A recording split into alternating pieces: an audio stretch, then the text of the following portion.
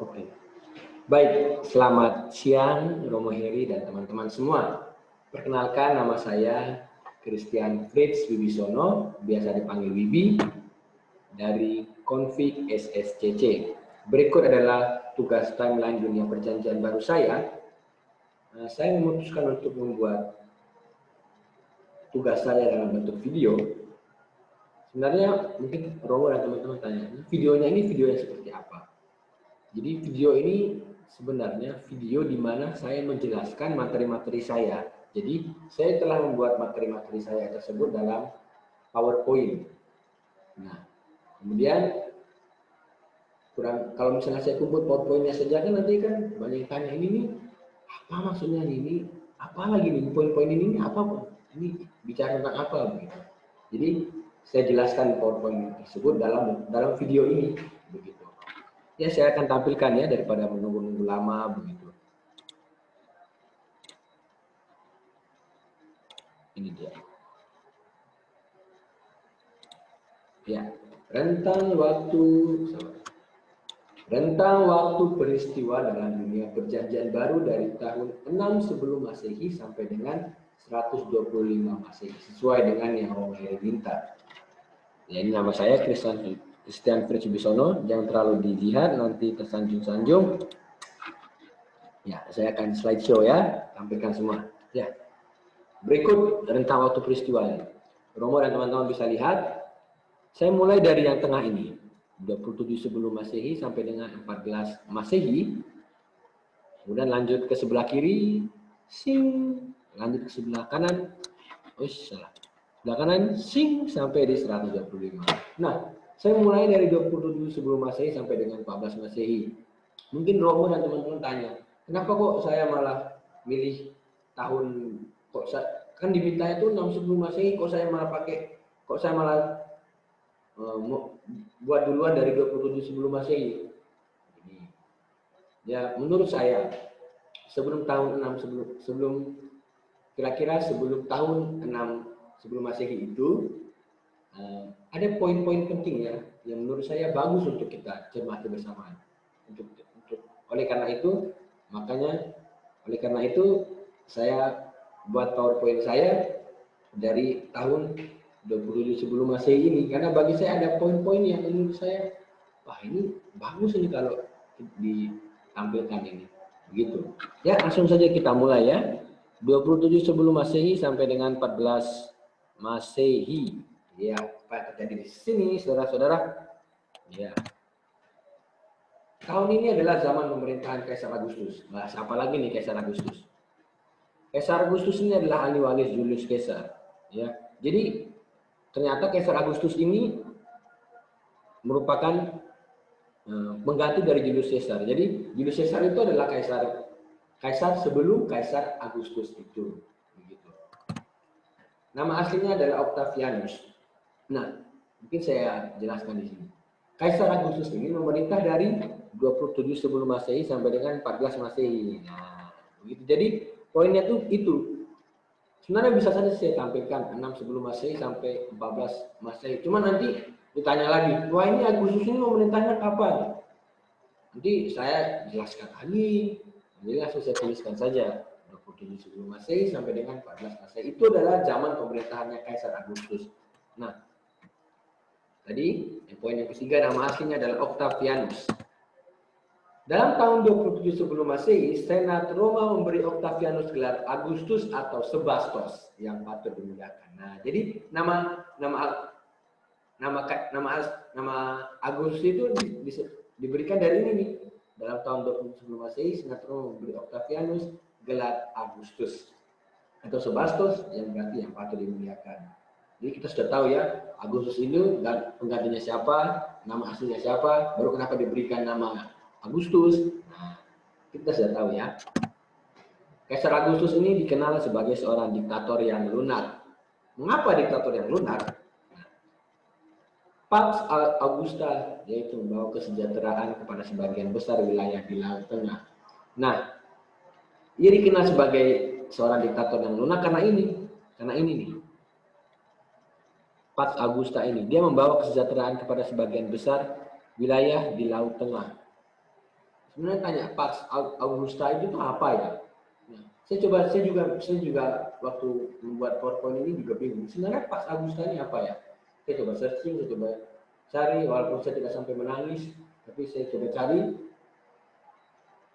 Nah, ternyata Pax Augusta itu adalah sebuah peristiwa di mana Kaisar Agustus ini mendamaikan sebuah perang saudara. Kalau tidak salah itu mendamaikan sebuah peristiwa di mana terjadi perang saudara dan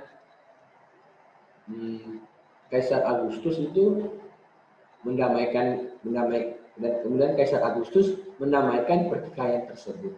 Nah, pertikaian tersebut itu diberikan nama Pax Augusta atau bahasa lainnya juga bisa dikatakan Pax Romana. Artinya apa? Nah, kedamaian Romawi. Nah, atau mungkin artinya bisa dilihat di sini, membawa kesejahteraan pada sebagian besar wilayah di Laut Tengah. Jadi pertikaian tersebut, perang saudara tersebut terjadi ya di sini nih, ini di wilayah Laut Tengah ini. Dengan peristiwa itu, ya akhirnya tidak ada perang saudara lagi, tidak ada pertikaian lagi. Akhirnya membawa kesejahteraan. Jadi kurang lebih itu Pax Augusta. Nah, ini teman-teman tanya dari mana saya dapatkan ini? Saya dapatkan dari ini. Buku Diktat Pengantar pada Perjanjian Baru, karangan Romo Martin Harun OFM. Oke, tahun 27 sebelum Masehi sudah, kita lanjut ke tahun 4 sebelum Masehi sampai dengan 39 Masehi. Apa yang terjadi di sini? Ya, merupakan zaman ini, tahun-tahun ini, apa terjadi itu merupakan zaman ahli waris Herodes, yaitu putra-putranya Herodes. Siapa saja nih putra-putranya Herodes?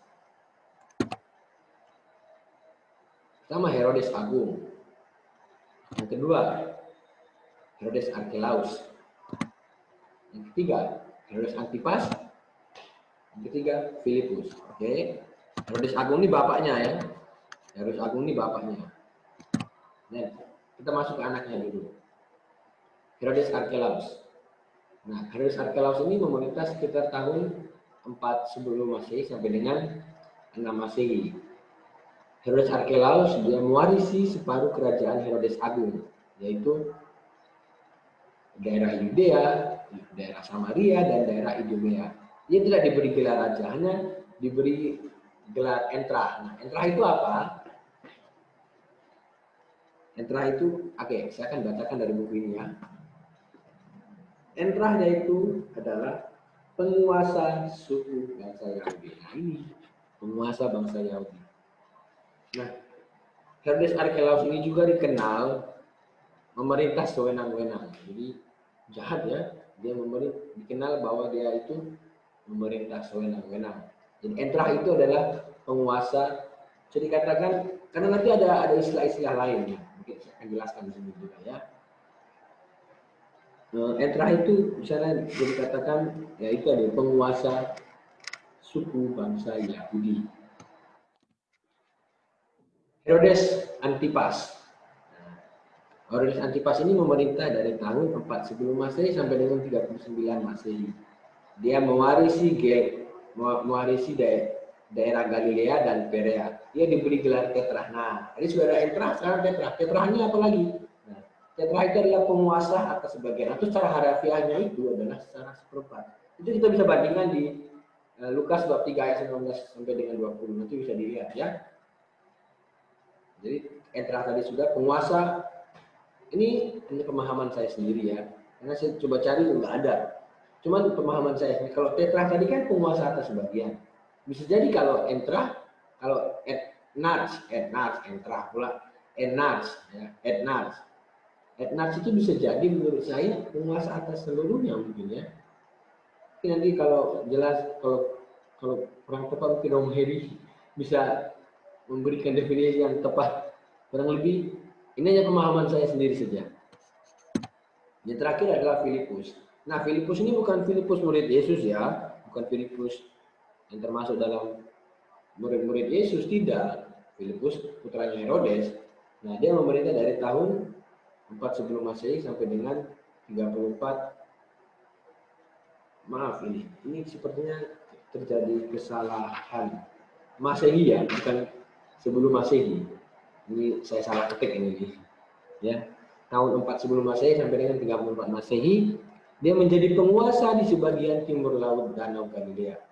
Nah, Filipus ini dikenal sebagai seorang penguasa yang baik. Ada salah satu kebaikannya itu yang tercatat, dan dia mengubah desa nelayan Betsaida di pinggir Danau Galilea menjadi ibu kotanya dan membangun kembali kota Paneas di hulu sungai Yordan. Dan kemudian tempat-tempat ini disebut nama Kaisarea Filipi. Ini saya dapatkan dari Diktat Pengantar pada Perjanjian Baru yang ditulis oleh Romo Martin Harun OFM, dan presentasinya Romo Heri. Jadi maaf Romo, mungkin saya ambil sedikit. Oke, lanjut 26 sampai dengan 36 Masehi. Apa yang terjadi di sana, saudara-saudara? Zaman pemerintahan Pontius Pilatus. Nih, nama ini nggak asing ini ya, Pontius Pilatus ini. Dikenal sebagai penguasa yang angkuh, kaku, dan kejam. Nah, Pontius Pilatus ini bukan kaisar, jadi dia wali negeri. Ya, nanti saya akan jelaskan apa itu kaisar, apa itu wali negeri. Kalau nggak ada uraiannya tentang wali negeri lagi, nanti mungkin saya akan tambahkan di akhir. Gitu. Identik dengan drama penyaliban Yesus. Ya, kita tahu sendiri ya, Pilatus ini kan erat kaitannya dengan drama penyaliban Yesus ya, bukan drama penyaliban Yesus, kisah mungkin ya, kisah penyaliban Yesus itu kan erat sekali. Ya kalau mungkin bahasa kerennya gitu, tanpa Pilatus nggak ada kejadian, nggak ada ya. Mungkin kalau dirumuskan gitu ya dalam bahasa kerennya gitu, tanpa Pilatus nothing is happen gitu kan, kerennya kan gitu. Maksudnya tanpa Pilatus yang nggak ada sesuatu yang terjadi waktu itu ya, karena dia walaupun dia sendiri ya sudah berusaha membebaskan Yesus, tapi kan akhirnya dia memutuskan juga Yesus disalibkan. Jadi Pilatus ini erat kaitannya dengan peristiwa penyaliban Yesus. Lukas bab 13 ayat 1 menyinggung sebuah tindakan kekejaman Pilatus terhadap orang-orang Galilea. Nah, ini zaman tahun-tahun segini ini kemungkinan zaman awal pemerintahan Herodes Agripa I. Siapa lagi nih? Tadi sudah Herodes banyak betul Herodes. Nah, Herodes ini Agripa I ini adalah cucu-cucunya dari Herodes Agung, gitu. Cucunya dari Herodes Agung ya ini nih, Herodes Agripa I. Jadi bisa dikatakan keluarga besar ini Herodes ini memerintah semua di mana ya. Keren juga ya. Herodes Agripa I ini dalam suratnya kepada Kaisar Caligula menuduh Pilatus tentang korupsi, penghinaan, perampasan, agresi dan sebagainya.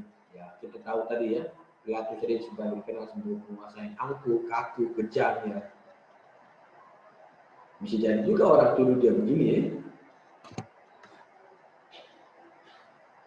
Nah, pada tahun-tahun ini juga adalah tahun di mana tampilnya Yohanes Pembaptis dan Yesus di depan umum. Dan itu ditempatkan oleh Lukas dalam bab 3 ayat 1. Nah, ini terjadi sekitaran pada zaman pemerintahan Kaisar Tiberius, waktu Pontius Pilatus adalah wali negeri di Yudea. Begitu. Sambil masih dari buku yang sama, Diktat Pengantar kepada Pengantar Diktat Perjanjian Lama, buku oleh Romo Martin Harun OFM, dan buku ini Pengantar kepada dalam Perjanjian Baru karangan Dr. C. Gronen OFM. Lanjut. 37 Masehi sampai dengan 41 Masehi. Apa yang terjadi di sini? Zaman pemerintahan Kaisar Caligula. Jadi sudah Julius Caesar, kemudian Agustus, sekarang Caligula lanjut. Nah, dia tidak disukai oleh pihak Yahudi. Mengapa? Dia menuntut kultus Kaisar yang menghendaki agar dirinya itu dianggap sebagai dewa. Dirinya itu dewa, maksudnya dirinya dianggap sebagai dewa agar disembah. Dia menghendaki agar patungnya ditempatkan dalam sebuah kuil kecil di seluruh kerajaan Romawi. Nah, Kaisar Caligula ini adalah sahabat dekat dari Herodes Agripa I. Herodes Agripa I memberinya gelar raja dan mengangkat di atas wilayah Tetra. Dari Tetra kita sudah tahu ya, penguasa atas sebagian. Jadi penguasa atas sebagian wilayahnya Filipus tadi. Ini kalau kita lihat di awal tadi, kan ada Herodes Agung, Herodes Archelaus, Herodes Antipas, dan Filipus. Lanjut, kemungkinan. Ini ada sini kemungkinan ya. Kemungkinan ditulisnya surat pertama Rasul Paulus kepada jemaat di Tesalonika.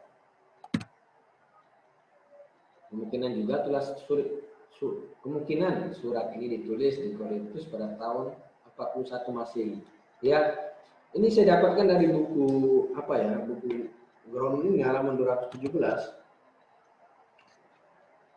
Tapi dalam buku Kardinal Ignatius Surario itu malah surat ini ditulisnya sekitar tahun 50. Jadi ya saya coba tampilkan saja begitu. Karena saya bingung juga mana yang benar. Kalau saya ikutin yang buku Gronen ini 41, tapi kalau bukunya Kardinal Suharyo itu 50. Terusnya juga di Korintus gitu. Jadi saya bisa tampilkan saja, kurang lebih begitu. Tapi mungkin kalau pandangan saya sih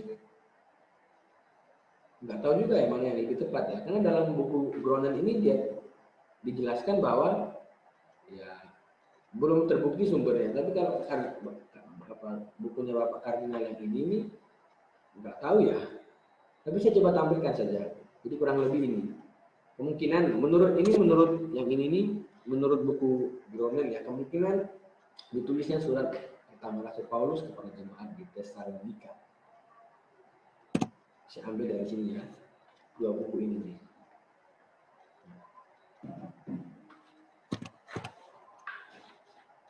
(37 sampai 40 Masehi atau Masehi sudah, 37 Masehi sampai dengan 41 Masehi sudah, lanjut ke 41 Masehi sampai dengan 24. Nah, ini tahun yang panjang ini.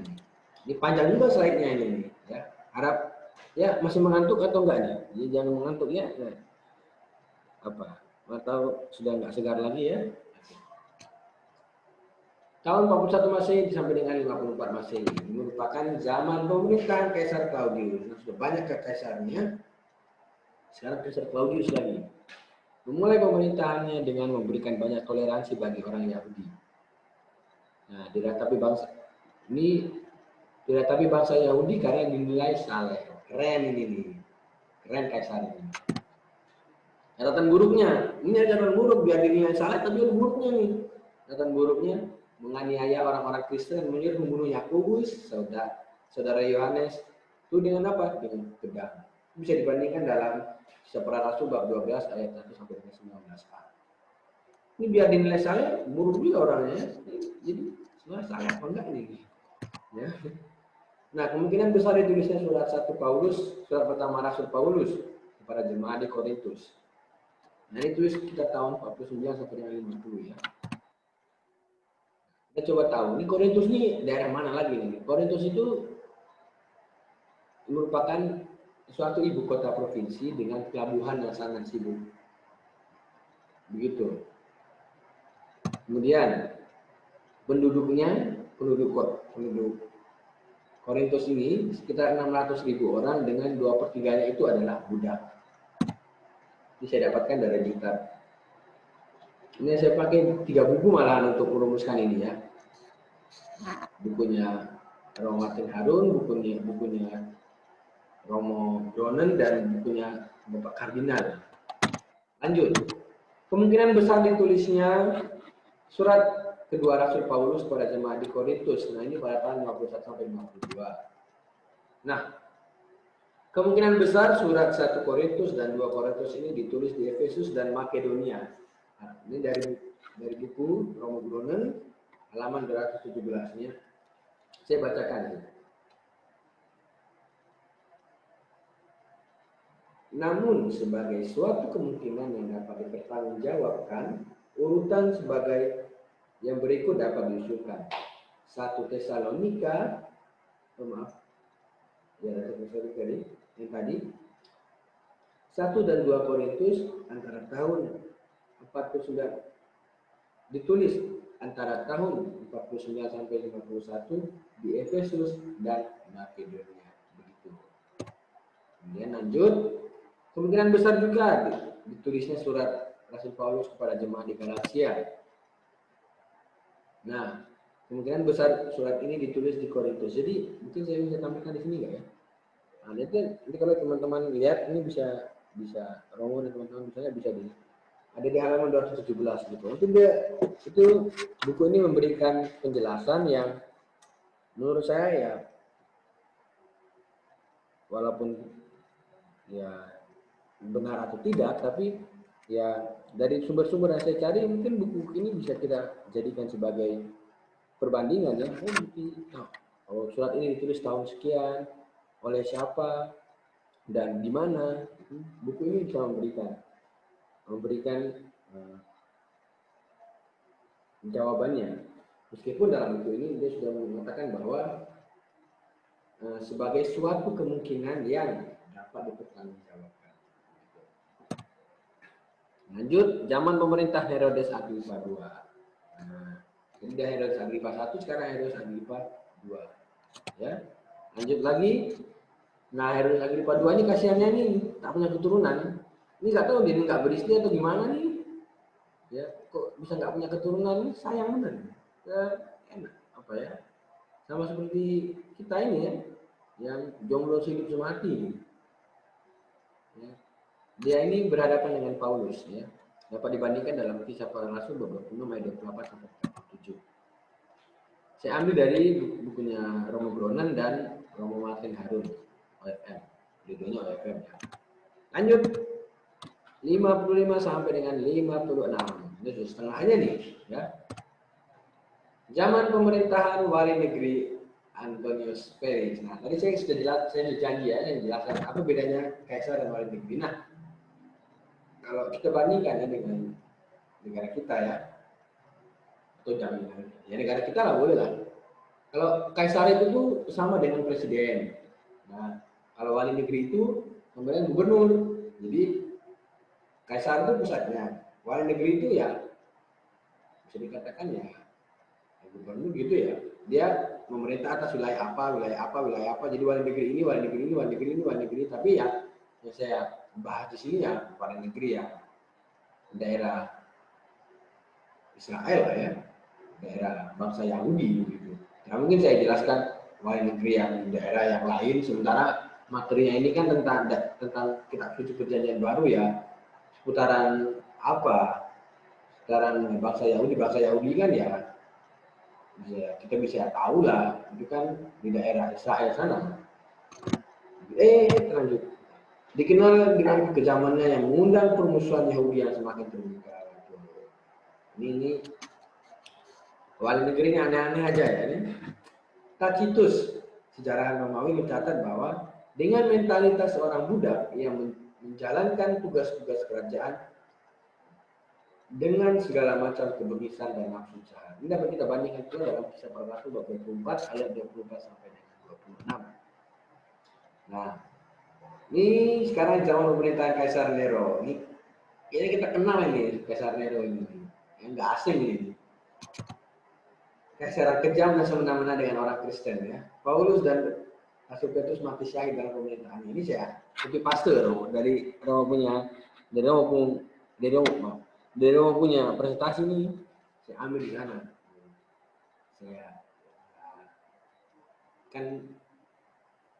Saya lihat di bagus ini, saya masukkan itu sebagai uraian dalam PowerPoint saya. Lanjut, Kaisar Nero ini menggantikan Kaisar Claudius ya. Nah, apa lagi terjadi? Ini kemungkinan besar surat Rasul Paulus kepada jemaat di Roma dituliskan. Kemungkinan besar surat ini ditulis di Korintus ya. Dari buku yang sama, bukunya Romo Gronen halaman 217, bahwa kemungkinan besar surat ini ditulis di Korintus. Ya, ada tambahan pula mengenai surat ini dari bukunya Bapak Kardinal halaman 145. Ini saya akan bacakan.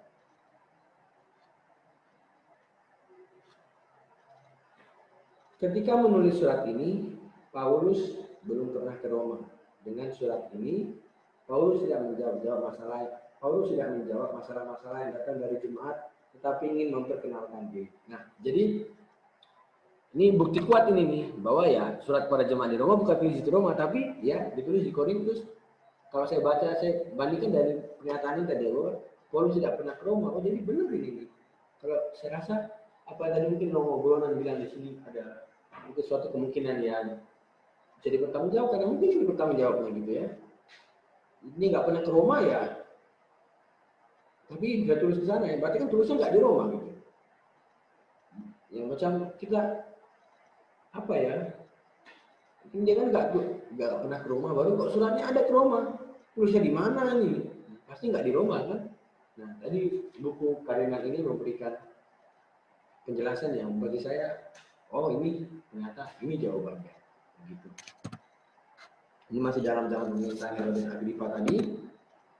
Nah, dari mana saya ambil? Dari buku Diktat Pengantar pada Perjanjian Baru itu secara umum, tapi kalau tambahan-tambahannya dari buku 2 ini ya.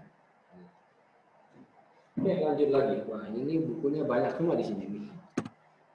Lanjut, 58 sampai dengan 59. Apa terjadi? Masih dalam zaman pemerintahan Kaisar Nero, Kaisar jahat ya. Masih dalam zaman pemerintahan Herodes Agripa II. Tahun terakhir wali negeri Antonius Felix ya. Ya 59 ya tahun terakhirnya lah. Ya meskipun 60 ya. 60 kan ya kalau misalnya kita apa tahun yang kalau misalnya tahun yang pas memang benar-benar terakhirnya kan biasanya kan orang udah mulai nggak kerja, sudah mulai buat persiapan yang baru gitu kan. Jadi kurang lebih mungkin ini menurut saya nggak pasti, ini menurut saya sih. Ya, tahun terakhir wali negeri Antonius Felix. Kemudian peristiwa yang terjadi selanjutnya itu sekitaran tahun ini, kemungkinan besar ditulisnya surat Rasul Paulus kepada jemaat di Filipi. Nah, ada satu poin yang menarik nih. Jemaat di Filipi ini diketahui sangat dekat dan dikasih oleh Paulus.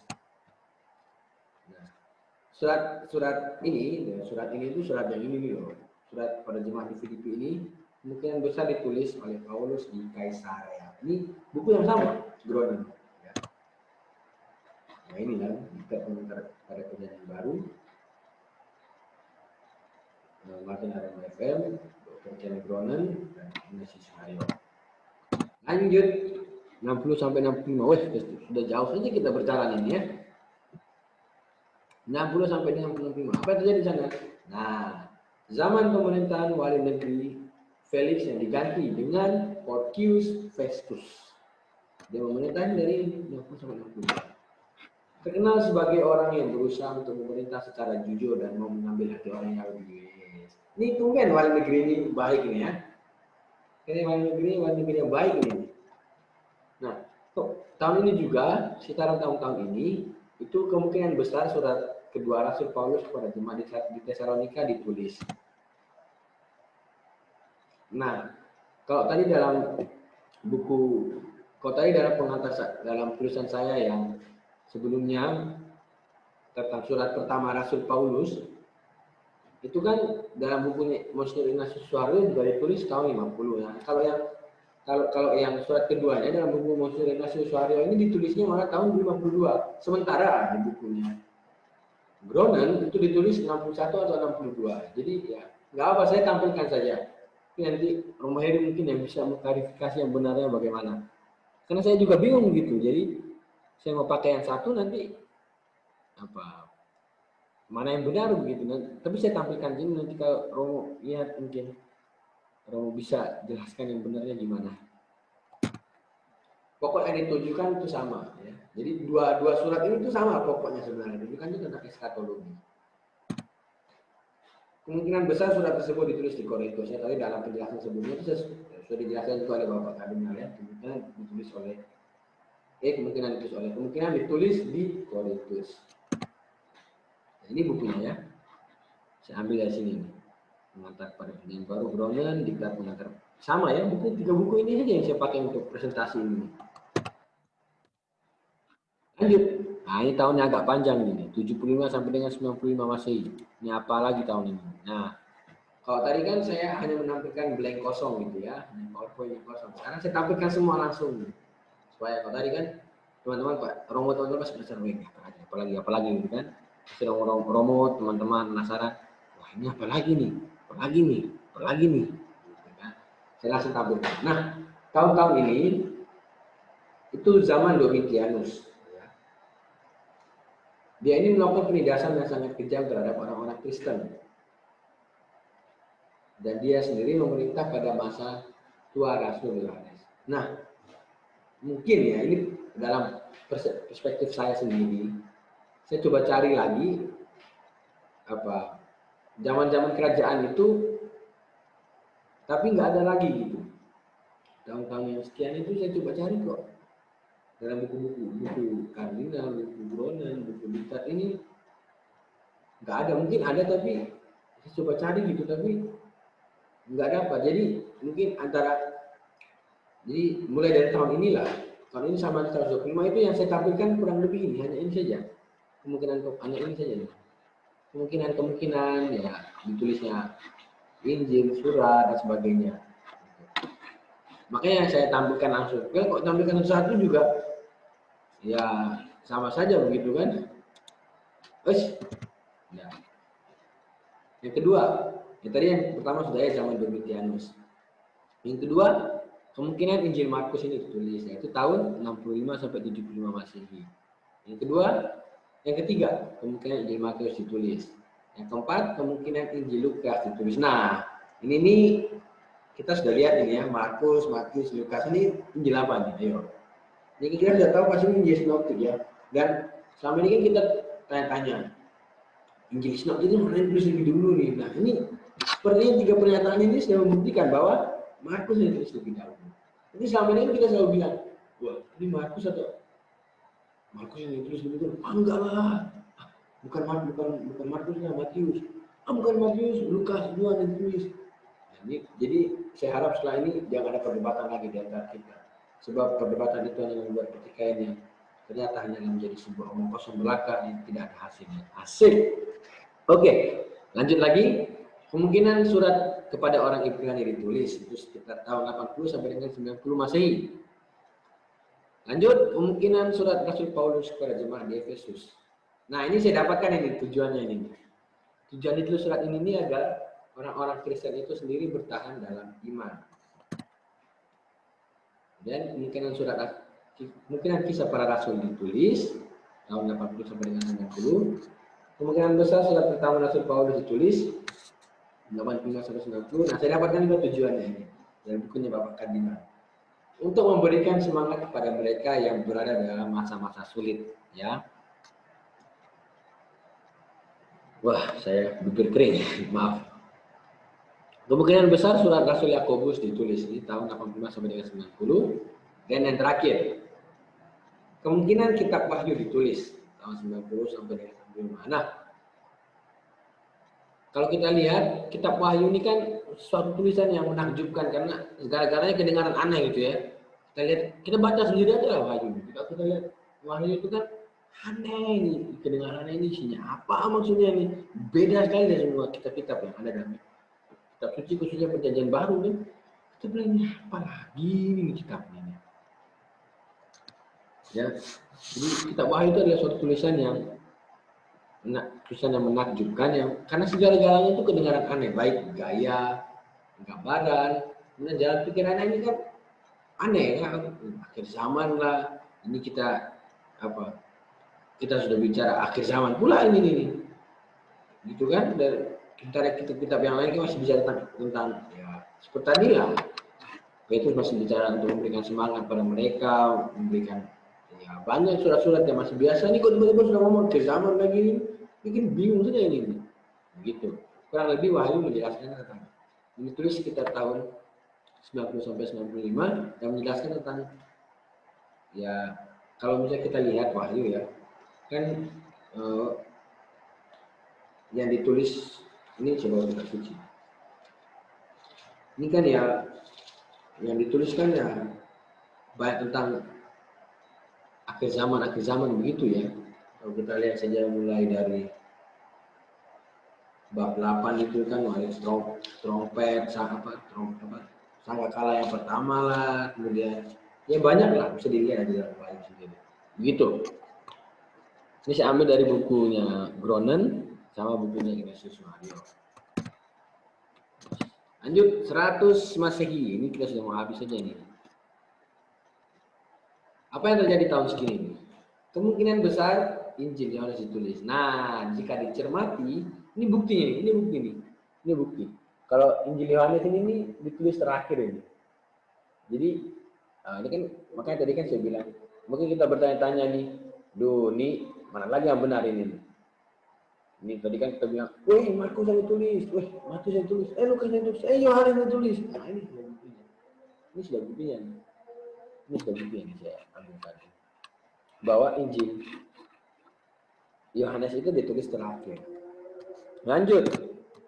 Kemungkinan surat Widah ditulis itu sekitar tahun 100 Masehi. Tujuannya apa? Mengingatkan orang akan ajaran-ajaran palsu, khususnya dalam kehidupan asusila. Ini saya langsung tampilkan 3 ya. Kemungkinan surat pertama Rasul Paulus kepada Timotius ditulis. Kemungkinan surat pertama Rasul Paulus kepada Titus ditulis. Surat Rasul Paulus kepada Titus. Aduh, salah ini. Ya. Mana yang benar ini?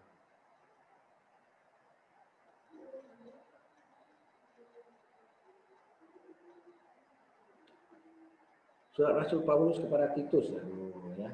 Kalau ini benar ya, surat Rasul Paulus kepada Timotius ini ada 2 ya. Tapi kalau Titus ini 1, maaf. Ini ya, surat Rasul Paulus kepada Titus. Ini saya salah tulis ini. Ya. Yang kedua, kemungkinan surat kedua Rasul Paulus kepada Timotius itu ditulis. Ya. Nah, surat-surat ini, 3 surat ini ya, surat Rasul Paulus kepada Timotius baik yang pertama maupun yang kedua, dan surat Rasul Paulus kepada Titus ini bisa dikatakan sebagai surat-surat pastoral. Nah, ini saya ambil dari 2 sumber ini nih. Bukunya Romo Gronen dan bukunya Bapak Kardinal. Yang terakhir, nah ini berharap kita masih on di sini ya. Jangan melek dulu nih. Ini sudah terakhir nih, jadi nggak usah boleh senang ya. Ini terakhir ini.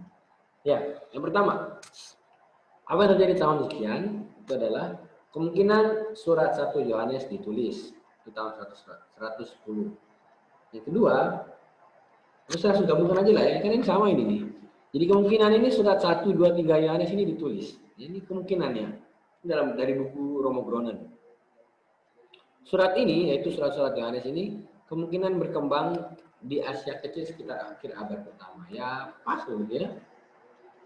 Surat-surat ini kan ya, pada akhirnya mungkin bisa berkembang di Asia Kecil sekitar akhir abad pertama itu. Nah, ada 2 pandangan. Yang pertama, surat-surat ini mirip dengan Injil Yohanes. Dan yang kedua, surat-surat Yohanes ini berbeda. Jadi ada 2 pandangan. Ini bisa ambil dari bukunya Bapak Kardinal. Ada 2 pandangan sebenarnya. Yang pertama tuh orang bilang, oh ini Injil Yohanes. Bukanlah, ini berbeda. Nah, ini sekarang saya langsung jelaskan. Perbedaan pada penekanan. Ya, jadi ada perbedaannya pada penekanan. Injil itu kepada Kristus dan surat-surat kepada Bapa. Jadi gitu. Nah, kemungkinan besar surat ini ditulis oleh murid-muridnya Yohanes.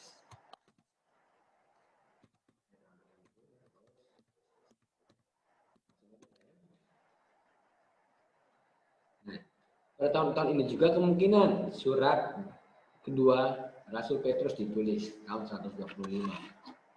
Surat ini ditulis sebagai nasihat dan peringatan. Mungkin tampaknya pada waktu itu berkembang aliran-aliran sesat dalam kehidupan susila yang rendah. Ini asusila, kehidupan asusila yang rendah. Nah, selain itu juga ditulis itu karena ada ini nih. Ada orang yang meragukan kedatangan Kristus pada akhir zaman. Itu dapat dilihat dalam surat Rasul Petrus bab 3 ayat 4 ya. Sehingga waktu itu kemungkinan besar juga bahwa surat ini ditulis oleh Petrus. Jadi kemungkinan Petrus waktu itu menulis karena karena atas dasar 2 hal ini. Yang pertama itu ada sebagai nasihat dan peringatan, kemudian ada orang yang melakukan kedatangan Kristus. Nah, itu tadi saya jelaskan bahwa kemungkinan ditulis oleh Rasul Petrus sendiri itu saya dapatkan dari bukunya Bapak Kardinal ini itu dijelaskan. halaman berapa itu saya lupa ya. Oh, halaman 172. Nanti kalau teman-teman lihat bukunya kan dijelaskan di sana. Sehingga, ya, selanjutnya saya ulang yang ini, ada orang yang mendahulukan kedatangan Kristus pada akhir zaman. Sehingga harapan akan kedatangan Tuhan mempunyai dasar yang kokoh. Jadi Paulus menulis surat ini tuh supaya ini harapan akan kedatangan Tuhan itu menjadi dasar yang kuat. Oh, tetap pasti akan ada saat dimana Tuhan datang kembali. Begitu. Ya, habis.